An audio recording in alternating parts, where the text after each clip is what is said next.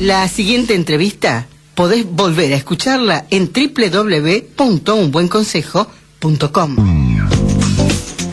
9:20 de la mañana, la columna habitual de Norma Ríos. Norma Ríos, que representa a la Asamblea Permanente de los Derechos Humanos y que está con nosotros. Buen día, Norma. Hola, ¿qué tal? Buenos días. ¿Qué dice Norma? Aquí estamos. Miren, ayer en un diario nacional salió ya hace varios días, se sabe, la noticia de la prisión perpetua al comandante en jefe del segundo cuerpo de ejército en el año 98 en Rosario, Eduardo Rodolfo Cabanillas. Y como parece que en tan poco tiempo siempre las verdades se disgregan, se pierden, se olvidan, hay siempre esta cosa que a uno le queda como que hay una historia oficial, no oficialista, oficial, que pierde en el camino un montón de verdades, y esto tiene tanto que ver con una realidad cotidiana de los rosarinos, como es la instalación del Museo de la Memoria.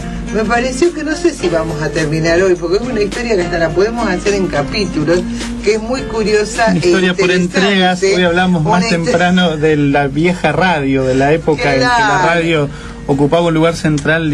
Estaría bueno hacer una historia por entregas. Un poco así. Nosotros ayer estuve trabajando a la tarde con un día tan lindo, poniendo en nuestro Face algo de esta historia, momentos y recuerdos, porque bueno, ustedes vieron que Dios parece que termina allá en Buenos Aires, alrededor de un espacio, y nosotros estábamos leyendo, dice, bueno, la condena a prisión perpetua del ex general Eduardo Cabanillas, el jueves último, es parte de una larga historia que ilustra cómo fue construyéndose socialmente la plataforma que permitió juzgar a estos tipos. Y dice, el inicio fueron las cartas públicas de Juan Gelman al entonces jefe del ejército Martín Balsa, que página 12 reprodujo en el 99. Uy, perdón, lo nombré.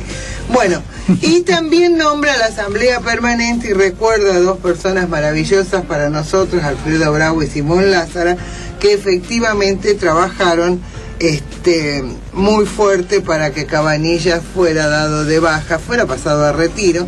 Pero esto, digamos, en realidad empezó en Rosario mucho antes, cuando ya que Gelman no era la primera vez que hablaba, él había contado muchos años antes un juicio que tuvieron cuando aún estaba la dictadura en pleno auge, la patota de la cual Cabanillas era jefe, con Aníbal Gordon y demás a la cabeza. Podemos por ahí, para contextualizar a la gente, por ahí Cabanillas era capitán en el centro de concentración de Orletti. Era automotores Orletti. Era el que decidía la vida y la muerte, por lo general la muerte de todos los que pasaron por automotores Orletti. Sí, todos tenemos que pensar que si realmente Cabanillas, como en una de sus tantas intervenciones, se enteró de Orletti por el nunca más, además debió echárselo por inútil, imbécil, digamos. Sí. Pero no supo dónde anduvo. Pero era mucho peor. Era un genocida que tenía perfectamente claro qué papel jugaba él en la historia, digamos, del 76 al 83. Además, muy curioso, porque era hijo de un Cabanillas que había robado el cadáver de Evita. Bueno, ahí todo.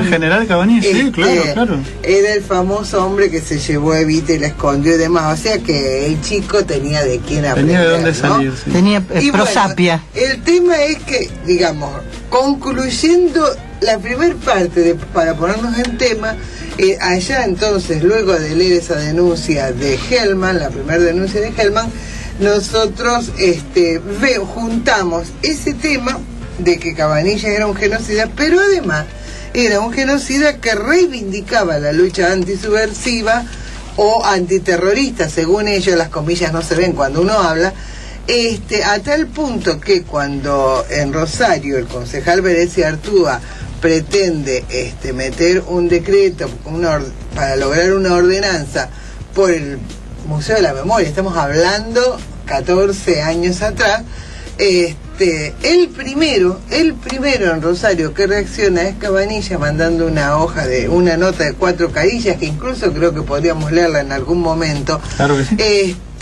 Donde, bueno, dice que acá si hay un museo tiene que ser para los dos bandos, porque los grupos terroristas subversivos que lucharon por la nación y demás. Juntando esos dos elementos era más que suficiente en un momento que estábamos planteando claramente si no hay justicia y escrache, para escrachar y pedir que se vaya de Rosario.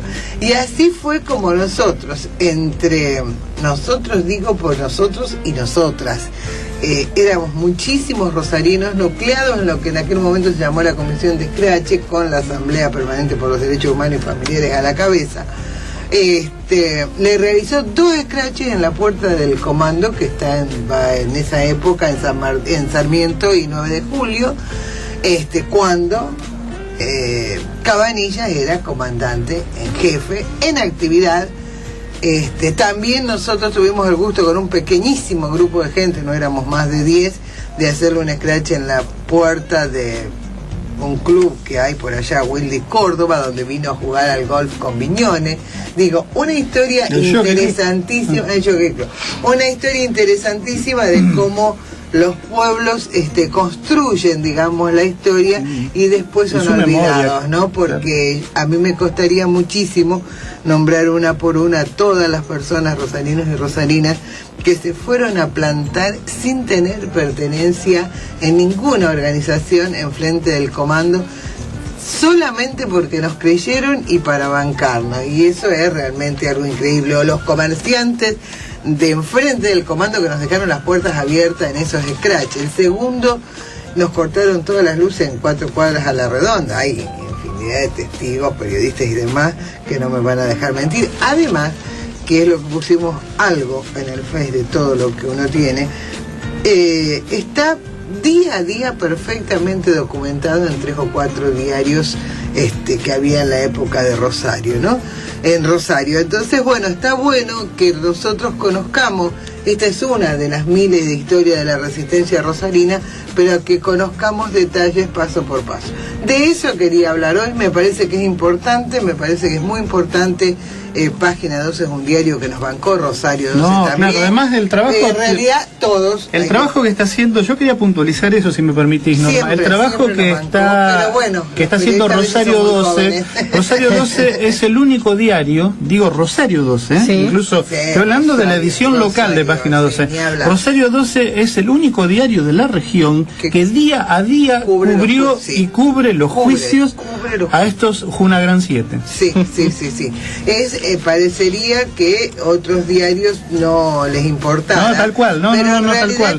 Uno hace periodismo, y al hacer periodismo, claro, al dejar de lado o no, al cubrir o no determinadas notas, estás plantando una posición con respecto a todos los temas.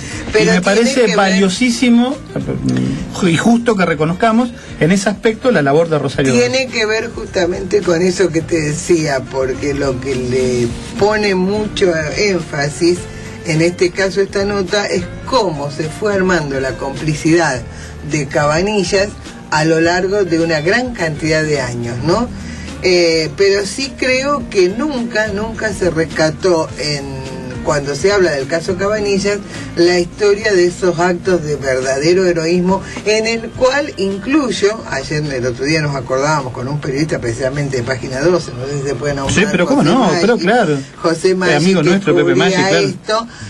Donde él decía todo lo que les costó ir a conferencias de prensa dentro del comando, que nunca sabían si salían, bueno, una cosa, todo lo que les costó esta lucha, ¿no? Y que nosotros reivindicamos muchísimo porque fue muy había que importante. Estar, claro, seguramente, había que estar en ese momento. Norma, vamos a hablar un día en una de estas columnas tuyas de algo que me quedó a mí, en lo que dijo una diputada, hija de desaparecidos, que dice, sí, está muy bien que se hagan los juicios a los militares, pero también me gustaría ver a muchos civiles, dice, porque esto fue un golpe cívico-militar, y me gustaría ver a muchos civiles que también sean juzgados. Totalmente, ¿Estás de acuerdo con esto? Absolutamente, sí.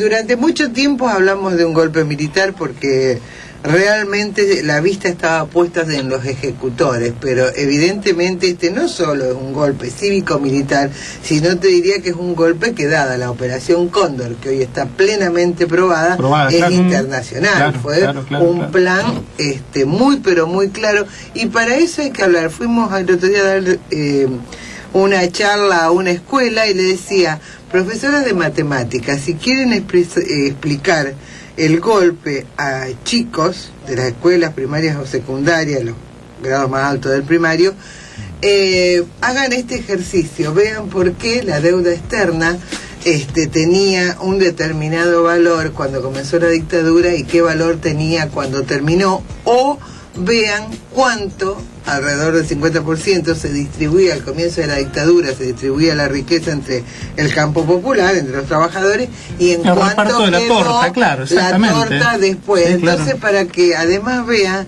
que no hay razón, digamos que no hay tema. Norma, te quiero hacer una pregunta. Vos recién hablaste del plan Cóndor, que fue comprobado. Ahora, mi preocupación es, ¿está desarticulado el plan Cóndor? Qué pregunta. No, yo creo que hay un avance absoluto en cuanto al campo, digamos, de los gobiernos constitucionales en el marco de lo que es la unidad latinoamericana. Yo creo que eso es parte incluso de este gobierno, de una política sumamente interesante.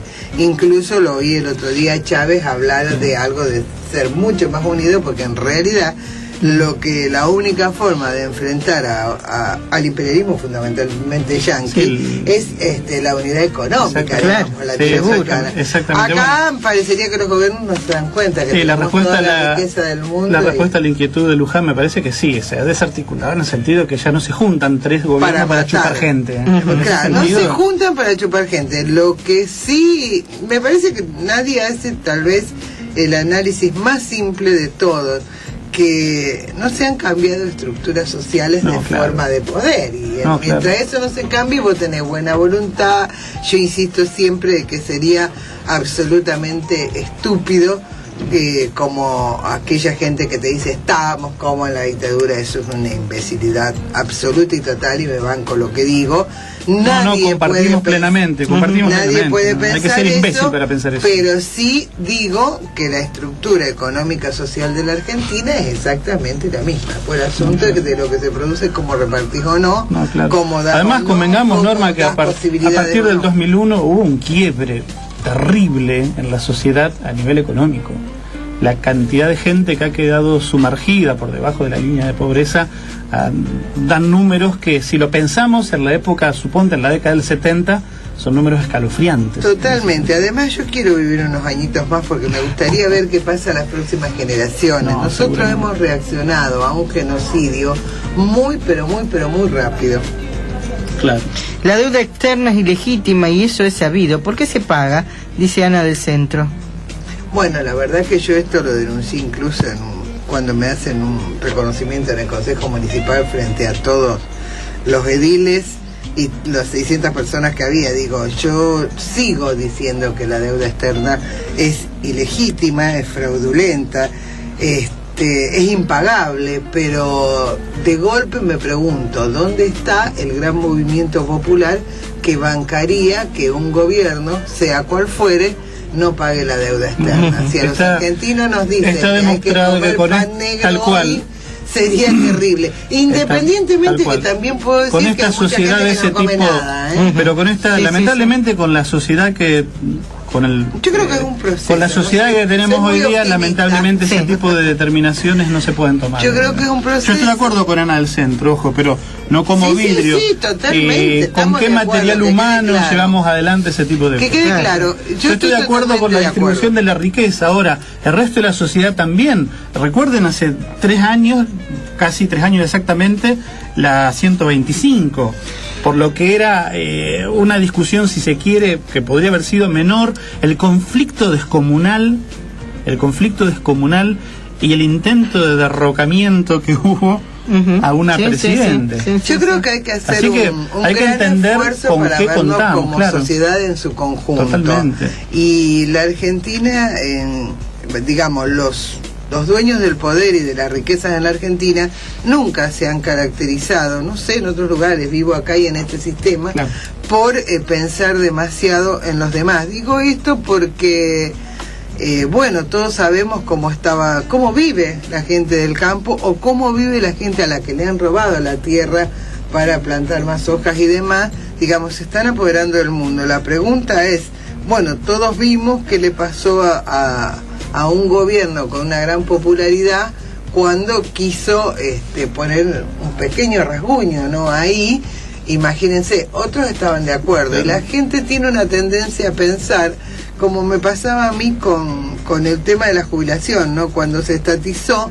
todos se preguntaban ¿qué iban a hacer con la plata? Nadie se preguntó qué habían hecho los privados durante 14 años con la plata de los jubilados, de los cuales a nadie le quedó un centavo. Construcción ideológica muy jorobada en este país. Esta construcción ideológica la consiguió también la dictadura, con 30.000 desaparecidos y un genocidio que no fue, me preguntaba antes la compañera Luján, que no fue solamente para un grupete o como un grupito de gente que pensaba distinto, fue para toda una sociedad. Recién el plan no fue para un grupo, fue para toda la sociedad. A eso de las 7:00 de la mañana, nosotros acá en el programa recordábamos que el 1 de abril se cumplieron 20 años del plan de convertibilidad de Cavallo. Hemos pasado audios de esa época y contábamos nuestro parecer al respecto, que imagino que acordarás, cómo fuese una continuación del plan económico pergeñado por la dictadura.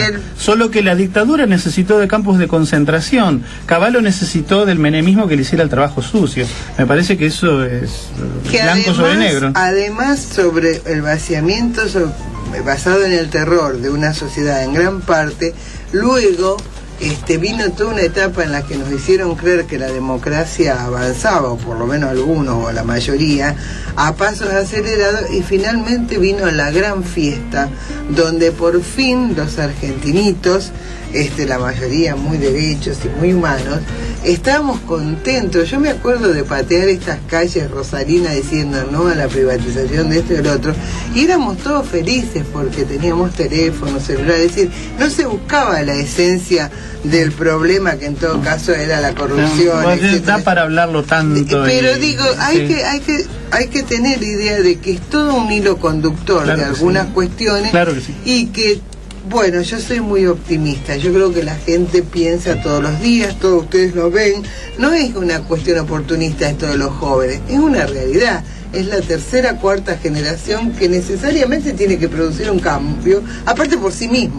Sí, exactamente. Todos los lunes la vamos a tener aquí en Norma Ríos, hablando de todos estos temas para esclarecernos un poco más. Muchas gracias. Bueno, gracias, Norma. Usted está escuchando Radio Gran Rosario 88.9, la de mayor alcance, la más profesional, la de mayor audiencia. Radio Gran Rosario.